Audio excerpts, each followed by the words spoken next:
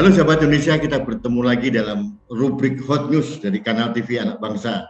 Kali ini saya tetap akan membahas isu yang sangat aktual tentang terorisme yang sedang marak menyerang pemerintah dan kemudian ini ada indikasi bangkit kembali dan respon dari negara, aparat keamanan pun sudah terengginas tanggap menyasar beberapa kelompok. Dan kemarin yang terakhir itu salah satu pesantren di Sleman, di Brebah itu diperiksa oleh Densus 88 dan ada opini bahwa seolah-olah pesantren menjadi salah satu sumber penyiapan radikalis. Ini tentu saja opini yang belum tentu benar, dan untuk itu pada hari ini saya akan berbicara dengan mentor saya, sahabat saya, ini senior saya. Beliau ini adalah Bapak Marsikal Madya TNI Purnawirawan. Assalamualaikum warahmatullahi wabarakatuh. Waalaikumsalam. Sahabat Indonesia, Pak Didi Russamsi ini banyak jabatan di pemerintahan, pernah menjadi Wakil Kepala Staf Angkatan Udara, pernah menjadi Wakil Gubernur Lemhanas, dan beberapa jabatan penting lainnya. Nah, sekarang beliau ini nyepi mendidik warga bangsa di Tasikmalaya, kampung halaman beliau, dengan beberapa sahabat, kakak, saudara, dan sahabat mendirikan pesantren namanya Al-Khosimiyah. Begitu Pak Didi?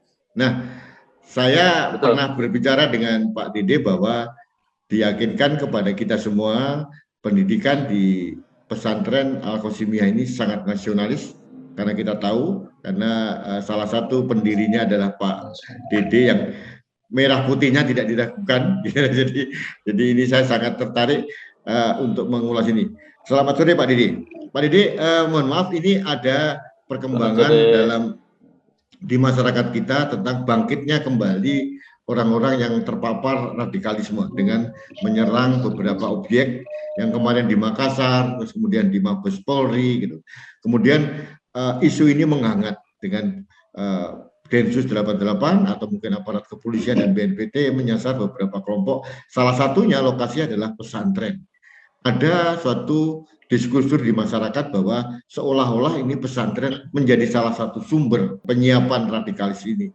Saya secara pribadi tidak percaya, karena saya yakin ini suatu opini yang tidak 100% benar, tapi memang harus kita akui ada satu atau dua orang kelompok pesantren yang melakukan seperti itu. Nah, kembali ke Al-Khosimiyah ini Pak. Bagaimana awalnya Bapak Dede dan kawan-kawan mendirikan Al-Khosimiyah ini Pak Dede? Terima kasih Pak Rudi. Saya perlu menyampaikan kembali bahwa sebetulnya saya bukan pendirinya di pesantren ini, tetapi saya mulai bergabung mungkin waktu pangkat kapten lah. Sudah lama Pak? Pangkat kapten sudah lama sebetulnya Pak. Ya, sudah lama bergabung, melihat bahwa walaupun mungkin tidak insas penuh gitu. Tetapi mulai aktifnya, mulai banyak saya ikut tuh sekitar tahun 2000 saya mulai aktif banyak ikut. Ini persisnya mungkin 2003 lah. 2003 saya sudah mulai. Karena ini tuh sebetulnya pendirinya itu dari nenek buyut saya. Oh iya. Yang memulai. Ya. Tapi sifatnya hanya sederhana begitu. Iya. Sederhana. Nah, saya melihat, saya tertarik dan saya bergabung sehingga akhirnya saya banyak dan memang sangat bergantung kepada saya dari jalannya pesantren ini. Kemudian sejak 2012 sekalian juga saya dirikan ada SMP-nya juga Pak. Oh. Ada SMP Al-Khosimiyah dan sampai saat ini masih berjalan, walaupun sama semua di semua sekolahan bahwa saat ini dilaksanakan dengan online. Begitu. Oh iya Pak, iya. Ya, Pak Dede, sebelum ke saya diskusi dengan Pak Ustadz dan Pak Yayan, gitu Pak, saya tetap ke Pak Dede dulu. Pak, ini sebetulnya kalau ini adalah pesantren warisan dari leluhur, orang tua atau mungkin nenek buyut atau sebagaimana, ini sebetulnya dulu pesantren ini mazhabnya apa Pak? Di pesantren ini? Ini kita selain dari memang nasionalis, sebetulnya seperti Pak Ustadz Abdul Somad segala itu sebetulnya masih ikut guru-gurunya tuh dari NU, Pak. Oh, ya. Sebetulnya. NU ya, Pak ya? Dari NU ini, gitu. Ya, dari NU. Sehingga kalau cerita kenapa ini nasionalis, karena guru-gurunya jelas begitu, ya. Nah, kembali mungkin kalau kita ini kan kepada apa yang terjadi begitu, ini kita pesantren ini sangat terbuka, terbuka kepada siapa saja, dan jelas kita sudah dapat izinnya, dan setiap saat bisa diverifikasi, bisa dicek. Dan kalau kita lihat dari pesantren-pesantren yang tanda kutip mendidik teroris, itu kan sebetulnya pesantren yang tertutup, Pak. Kalau boleh saya ini kan, karena tertutup gitu. Kalau ini kan kita pesantren terbuka, siapa saja bisa daftar, siapa saja bisa masuk gitu. Walaupun saat ini kita sedang batasi hanya sekitar biasanya kita ada yang sampai 90 orang, Pak, tapi mungkin kali ini paling banyak hanya 15, Pak. Itu pun yang menetap paling hanya 7-8, tapi ininya lokal dari situ. Kalau hariannya biasanya kita, karena ada juga saya memiliki siswa SMP itu hampir 300-an, Pak. 292 atau berapa begitu, 292. Kemudian ada sebagian selain dari sekolah di SMP, juga memang sekalian menjadi santri gitu di pesantren ini. Pak Didi, mohon maaf Bapak kebetulan sekarang mengelola pesantren, tapi Bapak lama di TNI gitu ya. Bapak salah satu tokoh bangsa. Nah, bagaimana Bapak melihat, Pak Didi pribadi melihat bahwa ada beberapa sinyalemen bahwa salah satu resources untuk radikalisme itu adanya di pesantren. Bagaimana Pak menjelaskan hal ini? Memang bahwa karena yang paling mudah masuk itu kan dasarnya itu kan dari pendidikan, Mbak. Sebenarnya bukan pesantren mungkin lah yang dari pola pendidikan ya yang paling mudah masuk. Dan berkumpulnya orang itu, berkumpulan santri itu kan di tempat pendidikan, di pesantren. Tinggal sekarang bagaimana guru atau ustadznya atau mungkin pemimpin pesantren itu mengarahkannya bagaimana gitu. Sehingga ini arahnya kemana mau. Nah kebetulan ya kita pesantren ini nasionalis, dan sebetulnya kita tidak berpolitik begitu, Pak. Politik apapun kita nggak terkait. Tapi kan pesantren dimanapun, Pak, ini bisa diarahkan menjadi untuk kepentingan politik sebetulnya. Dan kita berusaha untuk selalu tidak ikut di situ. Dan salah satunya itu tadi, makanya ini kan kenapa mungkin seolah-olah pesantren itu menjadi sarang atau tempat pendidikan teroris. Mungkin konotasi ke sana gitu. Nah, karena memang tempat berkumpulnya orang. Assalamualaikum Ustadz. Waalaikumsalam. Ya, ini saya menyambung apa yang dikatakan Pak Didi tadi bahwa harus ada itikat kuat dari pengelola pesantren untuk membentengi supaya sumber daya pesantren ini tidak ditarik ke arah politik, gitu ya. Sehingga pendidikan pesantren masih lurus untuk membentuk sumber daya manusia yang unggul sesuai dengan cita-cita dari pesantren. Nah, bagaimana caranya Pak Ustadz untuk membentengi pesantren supaya tetap dalam bingkai NKRI ini, Pak Ustadz? Terima kasih Pak. Memang saya berbicara pasti mengenai masalah pesantren, Pak. Tadi Bapak bilang bahwa pesantren itu ada yang mengatakan sarang teroris. Memang kan semua Bapak juga kan udah tahu enggak pasti ya gitu. Cuma itu mah oknum aja gitu orang tua. Jadi saya walaupun ini ingin menerangkan dulu apa itu pesantren gitu. Kan harus tahu semua itu pesantren. Walaupun memang kata pesantren semua udah tahu, namanya pesantren pasti orang baik gitu semua ya, tempat baik gitu. Nah, kata pesantren bukan istilah Islam. Pesantren nggak ada dalam Al-Quran, nggak ada dalam hadis kata pesantren.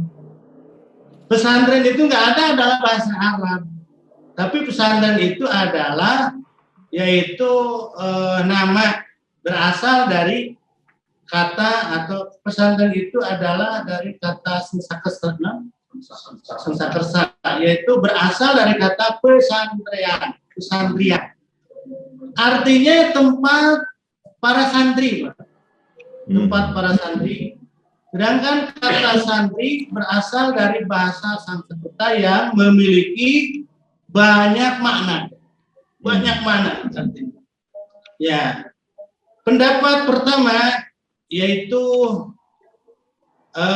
kata santri itu artinya orang yang baik. Pesantren memang kumpulan orang-orang baik. Oke, baik. Ya. Atau paling tidak pesantren itu tempat orang yang ingin merubah dirinya menjadi baik. Orang baik.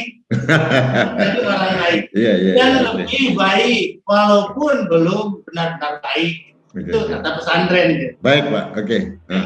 Ya, itu diantaranya. Baik, Pak Ustadz, terima kasih. Ini penjelasan yang luar biasa tentang pesantren. Tapi Pak, mungkin Bapak bisa memberikan satu penjelasan bagaimana ya kita, Bapak dan kawan-kawan di sini itu bisa mendidik para santri supaya menjadi manusia yang lebih baik tadi, supaya menjadi manusia yang benar, menjadi manusia Muslim yang Indonesiawi, gitu ya, bukan menjadi seorang yang sangat radikal sehingga bisa melawan negara. Apa yang Bapak lakukan untuk membentengi hal ini, Pak? Insya Allah, Pak, semaksimal mungkin. Memang saya di sini yaitu belum dikatakan atau misalkan belum sempurna ya. Ini masih tingkat biasa-biasa lah. Gitu. Ya, baik. Usaha di kampung lah, usaha kecil gitu. Tapi saya insya Allah berusaha mendidik santri yang memang sudah disiapkan ilmu-ilmunya yang sudah ditentukan apa dari untuk peribadatannya, akhlaknya, dan bisa melanjutkan pendidikan seterusnya. Walaupun saya ini walaupun ini tingkat dasar, Pak, insya Allah, dan saya ini sama guru-guru di sini ya selalu membimbing anak itu ke arah yang lebih baik gitu. Bapak, apakah ada pelajaran-pelajaran seperti wawasan kebangsaan dan sebagainya, Pak, untuk menyiapkan para santri menjadi ahli agama, tapi juga menjadi orang yang sangat toleran kepada yang lain? Apakah ada kurikulum ke arah sana? Ada, Pak, karena ini kan anak santrinya di sekolah di sini.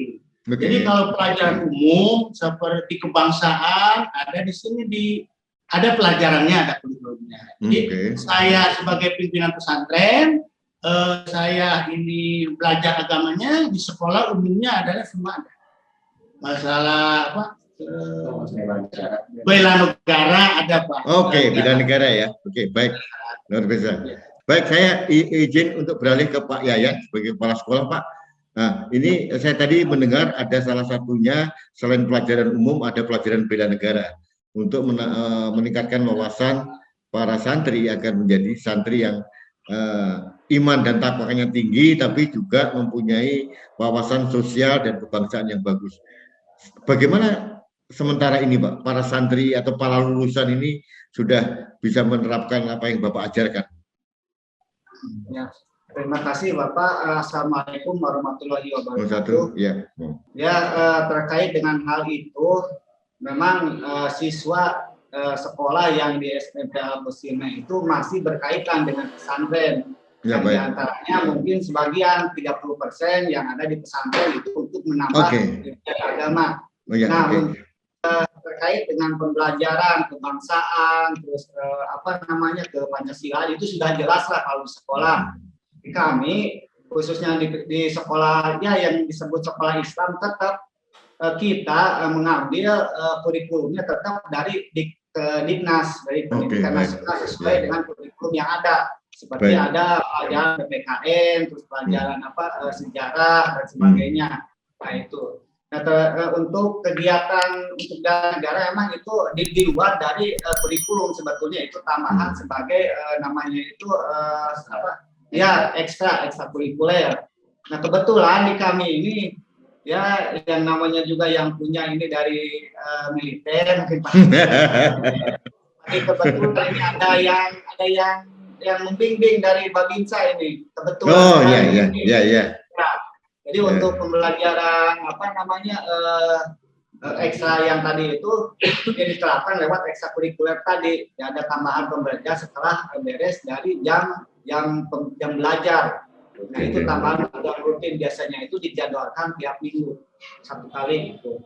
Itu mungkin untuk pembelajaran yang untuk bela negara. Nah ini di samping itu juga sebetulnya ini dalam kurikulum sudah diterapkan nilai-nilai berkebangsaan itu seperti adab pramuka. Terus dalam kurikulumnya juga dalam RPP kan harus yang berkarakter, kebangsaan, yang baik dan sebagainya. Itulah umum lah Pak, sudah ada dari Diknasnya. Nah itu sebetulnya, cuma memang ini ya namanya saja SMP Islam Terpadu Al-Qasimiyah ini dipadukan dengan pesantren yang seperti Bapak Ustadz tadi bilang, ini tambahannya di pesantren gitu Pak. Mungkin itu Pak yang bisa saya jelaskan. Baik, terima kasih Pak Yen. Saya beralih ke Pak Tentara dulu nih. Pak Didi. Pak, ini luar biasa, ini apa namanya yang diterangkan oleh Pak Ustadz maupun Pak Yayan. Ternyata di sana sudah ada pembelajaran bela negara dan nasionalisme yang luar biasa. Bagaimana sebagai pembina yayasan, Bapak mengevaluasi ini seperti apa? Apakah ini bisa menjadi diterapkan di tempat lain supaya hal-hal yang kita khawatirkan yang seperti di Sleman itu tidak terjadi? Seperti apa? Terima kasih Pak. Jadi memang betul ini sebetulnya bisa juga diterapkan di tempat-tempat lain karena memang kita juga di sekolahnya ada kurikulumnya. Jelas sesuai dengan kurikulum dari pemerintah. Terus karena namanya juga sekolah SMP Islam Terpadu. Ya, Islam Terpadu itu. Nah, dari kurikulum yang dari pemerintah itu, ya kalau dulu sebelumnya kita pakai Kurtilas itu kurikulum tahun 2013. Kemudian ya ditambah dengan pelajaran-pelajaran dari pesantren. Oh baik. Ya, dari apa namanya, karena kita ini sebelahan gitu Pak, antara SMP dengan ini. Jadi sebetulnya selain juga memang kita juga ada beberapa kali mereferensi mungkin ya ke sekolah-sekolah Islam Terpadu yang lain, ya. Jadi kita sebetulnya sudah sama. Jadi mau kalau namanya sekolah Islam Terpadu mau mengcopy yang dari mana saja dan diterapkan di mana saja sebetulnya bisa. Bisa, Pak ya. Oke. Karena ya ini nih hampir sama begitu. Ya. Nah, Bapak lama di militer hampir 33 tahun itu ya, dan punya penugasan banyak tempat, salah satunya di Lemhanas gitu Pak. Pasti punya pengalaman yang memberikan kontribusi dalam pemikiran. Bagaimana caranya menurut Pak Dede ya, supaya generasi muda ini di dunia pendidikan tidak terpapar dengan paham-paham radikalisme yang agak menyesatkan begini Pak? Apa yang menurut Bapak lakukannya? Ya, terima kasih Pak. Seperti tadi disampaikan bahwa memang sekolah atau pesantren itu tempat orang berkumpul, ya, di mana kita bisa memasukkan atau mendidik mereka sesuai dengan ide-ide kita atau kemana arah ini begitu ya, arahnya. Nah, pesantren ada di sekolah, memang ini kita pembentukan karakter ini sebetulnya di sini Pak. Ya. Pembentukan karakter itu di sini, ya, tentang disiplinnya, tentang apa namanya karakter orang itu atau anak itu, ya, terus bagaimana kesemangat bela negaranya dan lain-lain itu sebetulnya bisa masuk di sini Pak, ya. Kita seperti biasa lah, ya, mungkin kalau di militer itu ada saatnya kita karena hari-hari kita bisa apelkan, bisa ini, dan saat itu kita bisa memberikan masukan kepada anggota atau kepada anak buah kita gitu. Pak Ustadz, ada beberapa orang yang memaknai ajaran agama kita, agama Islam dengan secara salah, sehingga akhirnya pandangan mereka menjadi radikal. Gitu ya. Bagaimana Bapak di pesantren Al-Qasamiyah ini memberikan wawasan kepada murid supaya tidak melakukan hal seperti itu? Baik, terima kasih Pak. Jadi pembelajaran saya ini siang malam. Jadi bagaimana supaya anak itu betul-betul belajar agama yang benar, bermanfaat. Makanya walaupun ini saya berusaha lah supaya dijadikan figur bagi anak-anak saya. Saya mengajarkan dari mulai cara sholatnya gimana, cara baca Qur'annya gimana, semaksimal mungkin saya ajarkan. Dan ada pelajaran akhlak, Pak. Akhlak di pesantren itu adalah yang dipentingkan itu adalah akhlak. Bagaimana cara berhubungan dengan Allah, bagaimana cara berhubungan dengan manusia. Saya ajarkan kita itu harus rahmatan lil alamin.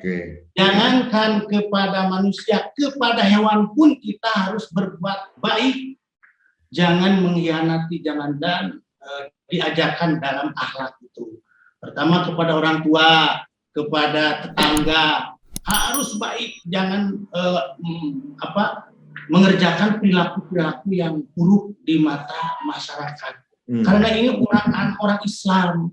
Islam itu artinya kan orang yang pasrah, malu sama orang lain. Jadi umat Islam itu harus menjadi contoh. Kita itu harus jangan dipuji, tapi perilaku harus dipuji orang. Tapi jangan Pak Ustadz, terus belajar. Bagaimana Bapak menanamkan jiwa toleransi ke para santri ini, Pak? Supaya nanti dia keluar dari sini menjadi manusia yang beriman, bertakwa, tapi tetap toleran begitu. Ya, sama di dalam akhlak itu Pak. Jadi sama teman, sama kita kan di negara Indonesia adalah negara Pancasila. Kalau misalkan kita sama non Muslim, kalau tidak menyakiti, jangan kita menyakiti, kan gitu. Terima kasih. Ini ajaran sederhana dari Pak Ustadz, tapi sangat mengena ini. Kalau semua para pembina atau pendidik dari pesantren melakukan hal yang sama seperti yang Pak Ustadz lakukan, aman Indonesia ini. Tidak ada hal yang perlu kita khawatirkan. Baik, ini terakhir untuk Pak Ustadz, kira-kira apa Pak saran atau mungkin pesan Bapak untuk para santri di seluruh Indonesia, bukan hanya di Al-Qasamiyah saja? Apa pesan Bapak? Sarannya mah bagi anak harus meluruskan ajarannya yang benar. Ajaran yang dicontohkan oleh Allah dan Rasul-Nya, yang mengajarkan, yang mencontohkan rahmatan lil alamin. Yang saya jangan mengikuti orang-orang yang diragukan pemahamannya, terutama orang-orang yang mengajarkan ajaran-ajaran yang sesat. Baik. Itu aja Pak. Baik, terima kasih Pak Ustadz, terima kasih Pak Yayan. Saya akan beralih ke Pak Dede dulu. Pak Dede, ini luar biasa, Bapak mempunyai resources sumber daya manusia, pendidik yang luar biasa, sehingga bisa dijamin ini Al-Qasamiyah menjadi kawah candal di muka SDM Indonesia yang unggul, tapi mempunyai perilaku yang sangat Islami, tapi juga Indonesiawi begitu. Pak Dede, kalau Bapak berarti, apakah sementara ini ada bantuan pemerintah untuk pesantren seperti ini ya Pak? Terima kasih Pak. Jadi kita itu memang memiliki ada dua berbeda Pak. Masalah pesantren dan sekolah. Dan masalah sekolah. Oke, baik. Kalau sekolah Pak, kita dapat dari BOS Pak. SMP dapat BOS. Baik. Tahun lalu satu orang siswa 1 juta Pak. Baik, Pak. Baik. Setahun. Ya. Kalau sekarang kalau tidak salah 1.100.000 katanya setahun. Tapi ya ini Pak lah. Mungkin suka banyak gangguan, Pak. Kalau Pak Didi bilang gangguan, maknanya dalam ini. Ya, gangguan. Baik, tapi Pak. Mengerti, Pak, ada. Ya, saya nggak mau cerita, tapi kalau saya berdua dengan Pak Rudi saya baik, cerita. Pak. Mengerti, Pak. Saya mengerti. Kemudian kalau pesantren, Pak, kita walaupun sudah didaftarkan gini, kita belum dapat, Pak. Belum pernah dapat. Nah, cuma begini, Pak. Sekalian mungkin ini saya sampaikan bahwa sebetulnya saya di pesantren ini sangat sangat kencang, atau saya betul-betul mewaspadai, makanya di belakang itu ada Babinsa. Ini saya sangat berterima kasih sekali karena Babinsa Pak Yarnolis itu sangat memang sangat kencang sekali. Jadi menyangkut bantuan ini kebetulan saya betul-betul pakai, dan secara berkala itu kan saya memberikan, kalau tentara itu memberikan santi aji ya, baik masalah bela negara, masalah karakter, masalah ini. Saya datang, saya bicara di depan di depan para siswa, para santri, dan juga kadang-kadang bicara di depan orang tuanya, Pak, depan orang tuanya gitu ini.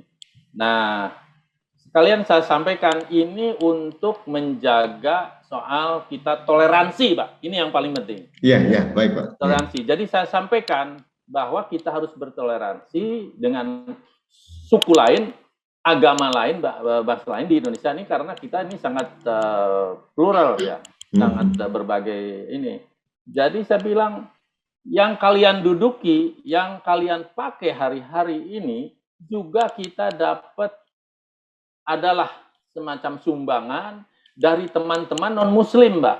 Oke, baik. Saya terima juga. Jadi di sini kita perlu menghargai ini, karena yang kalian pakai, yang kalian ini juga saya masih dapat ya, ada yang membantu mungkin nempel semen lah, nempel lantai lah gitu ya. Yang itu non-Muslim itu, Pak. Itu non-Muslim ya. Nah, itu saya bilang, jadi di sini kita menjaga keberagaman dan menjaga ini, jangan sampai kita menjurus kemana-kemana itu, untuk kita menghargai masalah toleransi. Nah, makanya Pak, saya di situ juga keras. Saya bilang, siapa yang pro front pembela Islam? Karena Tasik ini kan Pak, konotasinya bagus tentang front pembela Islam, Pak. Iya, benar. Saya bilang keluar sekarang juga. Ya. Siapa yang dukung front pembela Islam, keluar, Pak. Jadi saya sebetulnya kenceng, Pak. Iya. Di situ karena Tasik tuh anunya kurang bagus. Tasik, daerah Ciamis itu. Iya. Saya sering termasuk di belakang itu ada Pak Babinsa itu, kita kompak, Pak, jaga itu siang malam itu, Pak. Kalau Pak Babinsa laporan nih malam ada yang keluar begini, ada yang begini, ada datang kelompok ini itu ada, Pak, pengaruh itu, gangguan itu ada, Pak. Dan kita jaga betul masalah itu. Kemudian Pak, mungkin yang perlu diwaspadai saat ini juga ya, saya kira pemerintah atau mungkin aparat keamanan sudah mendetek juga. Dikala pelajaran-pelajaran online, ya semua sekolah dilaksanakan online. Nah, jadi siswa itu kemana? Anak-anak ini kemana? Nah, berkumpulnya di tempat lain, di satu tempat, Pak. Ini yang harus dijaga sebetulnya. Karena di situ mulai masuk paham-paham ini yang masalah radikalisme, masalah intoleransi, Pak, masalah yang lain-lain, ideologi-ideologi lain masuk. Nah, ini yang harus diwaspadai sebetulnya, Pak. Jadi bukan suasana dengan pandemi ini, dengan pelajaran-pelajaran online itu, kita harus waspada dengan ini, Pak. Itu Pak dari saya, Pak. Baik, Pak Didi, terima kasih. Ini luar biasa. Jadi saya memberikan apresiasi kepada Bapak dan teman-teman saya, Pak Babinsa juga, Pak Yayan, Pak Ustadz, dan beberapa pengurus pesantren. Pak, terima kasih. Ini akan saya harapkan menjadi inspirasi buat Indonesia, Pak. bahwa untuk melakukan hal yang sama, dan sekaligus untuk mengklarifikasi bahwa tidak semua pesantren itu adalah sumber dari terorisme. Betul. Bahkan banyak juga pesantren seperti Al-Qasumiyah ini yang malah mendidik Indonesia yang unggul, SDM Indonesia yang unggul. Terima kasih Pak Dede, waktunya. Pak Ustadz, Pak Yayan, terima kasih sekali lagi. Baik. Terima kasih. Selamat sore. Assalamualaikum warahmatullahi wabarakatuh. Baik, sahabat Indonesia, demikian pembicaraan kami dengan Pak Marsikal Madya TNI Purnawirawan Pak Dede Rusamsi dengan Pak Ustadz Abdul Somad, Pak Yayan. Sesuatu yang sangat membuat saya terharu bahwa gerakan menjadi Indonesia itu dimulai dari yang kecil dan sekarang menjadi besar, dan mudah-mudahan ini menjadi inspirasi. Kuncinya yang Pak Dede sampaikan tadi adalah sinergi. Semua komponen bangsa termasuk Babinsa memberikan kontribusi yang positif. Terima kasih Pak Dede, Pak Ustadz, dan semuanya. Kita ketemu lagi dalam kesempatan berikutnya.